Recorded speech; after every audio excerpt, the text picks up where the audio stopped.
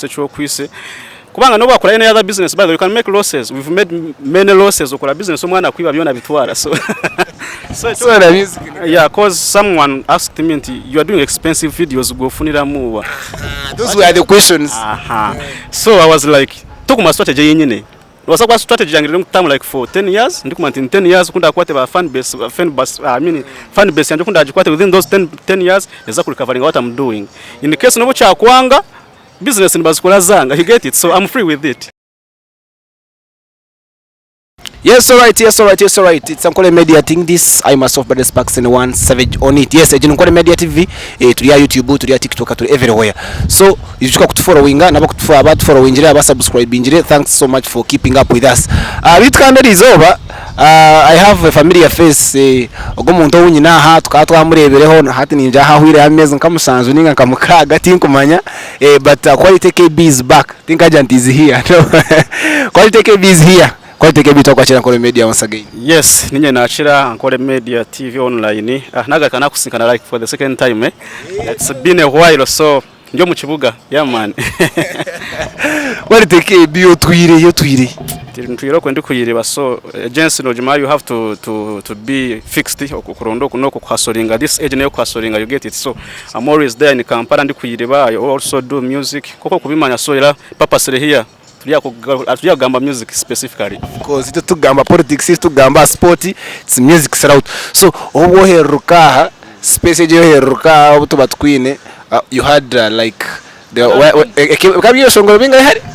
3 but there were 5 but I was bringing an album kwa kudio kwa munana ndikuchiprimeringa like in December. I premiered it and fortunately album eyone kola kurunji, by the way twagama in terms of digital platforms okuna asugambie face of album twaza na ground ebyeshonga ebironka bishatu, they are doing well aho ekakora kurunji amayibo bekozere kurunji ba people wanza twitese banza temuna kafe ntomo kutandika tiba kukuha attention wimuso mutwe batandika kukwehisa ochichitera benda bakuremese. That's why I hustle then I fight every day. Your intro jimanyi aho ko twisera ba people bafuka ba people by the way their album major tinkushobora track number 80 song ekiguraho go mwaka by the way, and the reception ekeri nunje tingu muba message kashika ground abantu nikwe bari but rugana message nyona kugira ba people buri omwe niyo abinje bakumanyira Qwality KB. So Qwality KB ko kuyatugambira he's here tukamuherera bwa face of album, so tukumanye bubire bwona ine cyobe watufumbire ningo kigona pushing face of obwiro bwona. In fact nko kunagambire behind like obuto atanje kuna kujantinkanye no album yabandize ya Give Me Love nisha narete ya face off. So at face off nyine kujipushinga haza nani njipushinga ati ndio nikore ndije uriko cooking. So the other 12 album track ya face off already ground arabye shongoro bishatu tuburi muntu uri ground ntinabasa kwa accessinga Spotify I mean Amazon ebyo bityo. So nyo kunagitiro kwe I get my time like in 3 months releasing like a song njiteka ground njipushinga nko kuna show izaho kamara 2 months nkareta mayibobo na ba people. So within in fact in August I'm dropping another thing on that album specifically. Sahira zo kwerayo mbosye ndijo ayine family planning ebyo songorogo.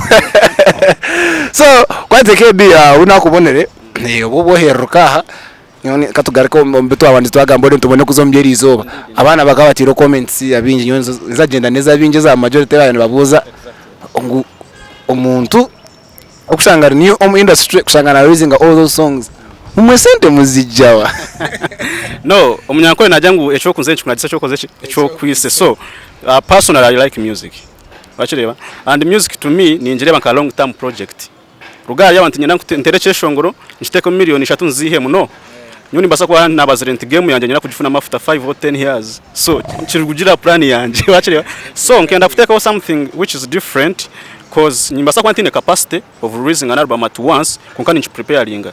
So kwa kuna kuja ntincha pushinga face off kunkani ni nkore ndijo.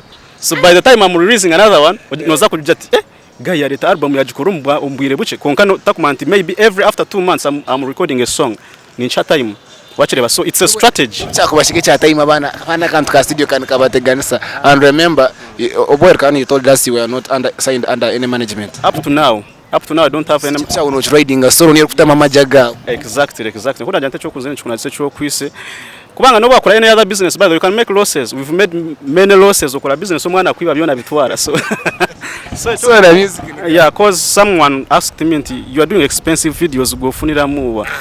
Those were the questions. So I was like, tokuma strategy yenyine. Wasa kwa strategy yangu long time like for 10 years, ndikuma 10 years kunda kwate ba fan base fan base yangu kunda ajikwate within those 10 years eza recovering what I'm doing. In the case nobo cha kwanga business nibazikola zanga, you get it, so I'm free with it. Yeah man. So that is Qwality KB. Icho chibuzo cyo kubanza. Then ino mwana wamburuze I put it was a story kajiteka like a story on my TikTok. Someone yambuza ngo are you related to Square MC? Not the first person. You know, like that, from the comments, isn't it? Most of the people are like, Shukrani, no bazarwamwe. I remember one day nkakora interview na MC Shukrani na postinga Facebook TikTok yanje. Nenka like 5 comments. Are you brothers? Nenga MC Shukrani team na wakumuzara. We are not related at all. Even we are not friends like we are, you know. We are not even friends, but ichuwangambira like 4 people did asked me that's the same question. So inza kubuza MC Shukrani nkore research to kama muzei wanje. Nanje namaze mujero kumwa icho ndo ndakaryo mujasa katambura barracks pa barracks, so you never know. So that is the man himself. Qwality KB ajirangu umwana mutekateka kunazarwa na Shukrani. Takuzarwa na Shukrani nabizire kweshango mu ndongo ya bagitesyo. Then ngoko arotugambira riding a solo career, like how is it to you kushangana uri umuntu omwe ki nima nguchugumire kushangana niwe team niwe manager niwe promoter like how is it kumenya muno? By the way, it's hard as I can say, it's hard konka kokuna kugira nti nichingumira munonga konka ni ndeyinga strategy nshona kugira nti I do long term projects oba long term decisions zezo zo pushing music abosho ngalimanti tingwasa knowledge karenshi sameho kurugans tubarajombye chire like 1 week I think so baka building out slowly by slowly. So I don't have a management. I don't have even a team besides the one guy called Alpha promoter kugeza kunyamba yambaho, but I don't have even a team. So nimbandi busy munonga twaturiyo behind the camera wanje ati team ni zitero rusheche. So you can't be abana bari ndakunyura to wano tugambira ngo okasainingwa ho 2 managers. Yeah, okasainingwa 2 managers ate okusainingwa kwa dala doing impapurezo kuzishoma zo contracts in fact for 2 years akana ndia 4 years na akora china Argentino kaiziraize kubanga akari under management wakuna kuzanti ko kwa Argentino haro mwesho ngosaka tujenka Alpha studio management ntene mba managers ntini pushing waka wa tipo wa rage na yeka tichuna akore nimbasa kusainingana nyenkuri zo rebo yanje ndi har advantage. So I was like okay signing, but then I checked to cut the story short nti one of signing mwesho ngozwena banzore wake yayine. Can you contribute something to him? Can you add something on to him? Achireba. So wachanga nti ninkora video katugeze nka million nk'itano ningisha tunechweka and you don't have a capacity okora na audio emitwara 5. So nono za kungitaho chindidi atogo manager no atintekateka manager okwenda no itaga manager ukora beyond what you can do. Exactly nyendo umuntu uri kumpushinga beyond what I can do onkumana ntati quality nyetaga audience kushanga nti every so application chiterwa buri hantu hona nti aine that capacity either ku facilitating abana bakachitambuza nti ningane connection zezo ino kwa kugira cyo kwa kusamba umupira gwe ukabashanga nza kusainingwa management kandi management and feedingeho abo stakusigara nyeka. You get it? So that's the problem. Era nkakana time nti we can terminate the contract guy yaranga okay 2 years tuziri hari because in a period of 2 years I can release only 4 songs nza kuyamba I'm still struggling.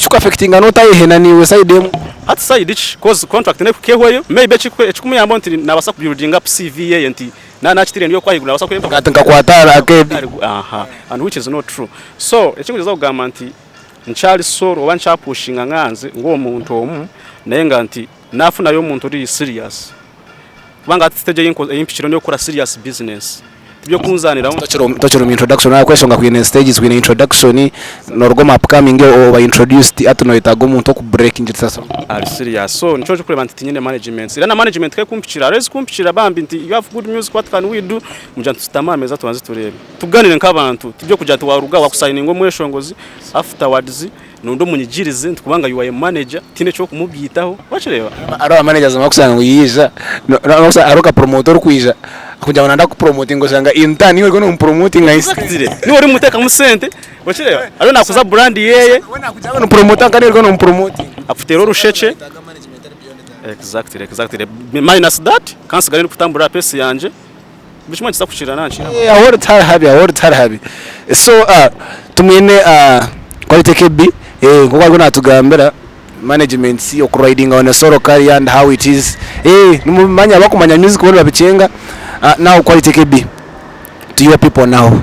Yes, to my people cyangwa zogamanti wafuna advantage one urabaramo karenga like such interview uri ku Qwality ngashota kumanya nobasa kucisha mutayi mugere cyo following like you go on my YouTube orebe ya gayo gwe byagamba is it nibimuzamu wachireba so you can check on my handles YouTube Qwality KBY TikTok abisyo na ground then music yako yakora you can share to other people yeah and what I always believe in nti minus you people abakutureba tine kitwasa kwikaho those are the people bakututekayo abakubasa kutwihayo yes yeah you are our bosses so we give much respect to you kandi tumanti everything will be possible mwatushajika bushimwe kubasika mpora because by this guys yo inchingwenda kusema on this generation of westerners this time around makare karemo shongoza Western Uganda bakabata kumanya ngoro na YouTube bakabata kwenda kuchimanya ngo boro honinga toro but they are still the same people bazaye bakarebye shongo ya red genzo bikagira millions and millions of views because this time around no sha ati bizendo bashengama